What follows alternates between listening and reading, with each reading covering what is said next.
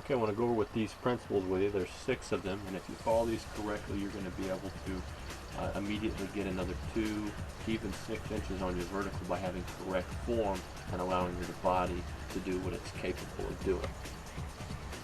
Okay, I want to talk about a few principles here. They're going to allow you to go outside right now or go into a gym right now and put these into effect and actually get a higher vertical immediately. And I know you're thinking that's pie in the sky, that's crazy, but really they're just scientific principles. So I want you to look at this first image and notice that in the red we have the quads, in the green we have the hamstrings. And they have an inverse relationship. So the first thing that you want to do is prime your muscles so that you can jump higher. Now before you just log off and say I'm just talking about stretching and flexibility, there's more to this story.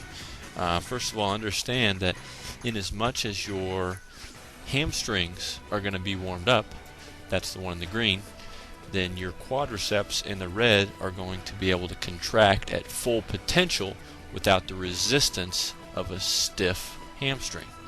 So the more you're able to get that muscle flexible and access the elastic quality of the muscle, you're going to be able to get more spring and more full contraction out of your muscle. So when you're warming up, you need to stretch completely the inverse of every muscle involved in the jump. You need to stretch the quad, you need to stretch the hamstring, the calves, the anterior tibialis. You need to stretch a full body so that all of your muscles are full to contract at their fullest capacity. So basically what's going to happen is when your muscles are warm, they're going to have more elasticity, you're going to be able to stretch them more, and you're going to have increased blood flow and energy supply to your muscles. So before you start anything, before you start wanting to reach your top explosion potential, during that jumping session, make sure that you've done that correctly. Okay, so the next thing you want to do is eliminate any mental blocks that you might have. So there is a connection between your mind and what your body does, and you want to eliminate that by picturing your goal as clearly in your mind as possible so that you don't inhibit in any way what your mechanics are going to do. Okay, watch this clip of Spud Webb and watch how he gets into his jump.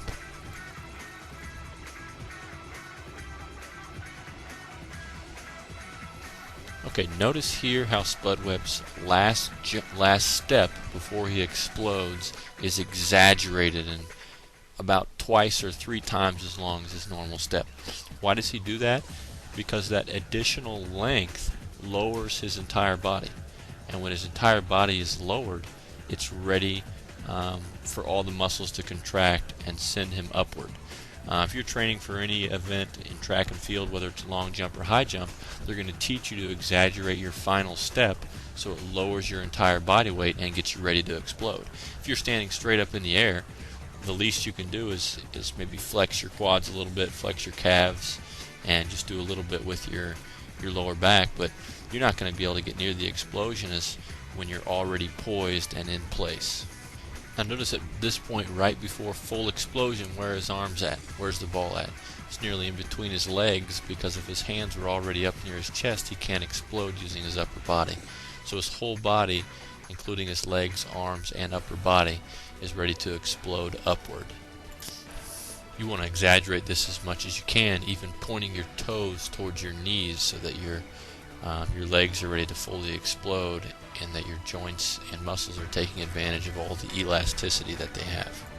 Okay, at this point you see Spud Webb where everything is exploding upwards, his hands have gone up, his legs are extending, and he's sending everything he has skyward. If you want to improve immediately your jumping quality, when you get in the gym, make sure you're warm, your muscles are elastic, make sure that you're stretching them and all the inverse muscles. So if you're on your quads, you need to make sure and stretch your hams and vice versa. And once that's done, eliminate any mental blocks, exaggerate your last step and poise your body for explosion. And you want to get your arms and your lower back and everything into the jump. Point your toes towards your knees so that you can take advantage of a full range of motion. Okay, the last thing you want to make sure and do is transfer any forward momentum directly upward. Because you'll notice in the second slide what's happening is the upward momentum is being completely stopped and then you're using your strength to push you forward. So if you have a lot of forward momentum developed, you want to see if you can transfer that successfully upward instead of stopping it and having to kind of recharge your momentum.